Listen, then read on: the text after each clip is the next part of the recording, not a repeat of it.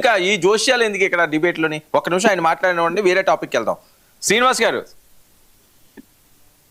Sir నమస్తే అండి, panel లో ఉన్న పెద్దలకి అలాగే 99 ప్రేక్షకులకి. ఓకే, ఏం జరుగుతుంది మీ సామాజిక వర్గంలోని? ఏవో చీలికలు జరుగుతున్నాయట, దాని మీద కుట్రలు జరుగుతున్నాయట అని ఒకటి రాధా గారు మాట్లాడిన మాటలు స్ట్రైట్ గా సింపుల్ గా. సార్ ఒక ముఖ్య విషయం అయితే నేను చెప్పదలుచుకున్నానండి.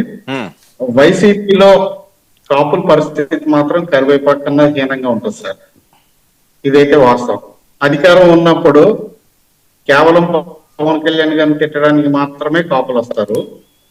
అధికారాన్ని అనుభవించడానికి మాత్రం జగన్ రెడ్డి యొక్క సామాజిక వర్గం వాళ్ళు వస్తారు. ఇది వాస్తవం అండి. గతంలో కూడా సుమారు 1000కి పైగా ముఖ్యమైన పదవుల్ని జగన్మోహన్ రెడ్డి వాళ్ళ సామాజిక వర్గాన్ని కట్టబెట్టిన మాట వాస్తవం కాదా?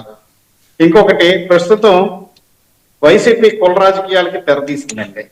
అందులో భాగంగానే ఈ రోజు అంబటి గారిని తెర మీదకి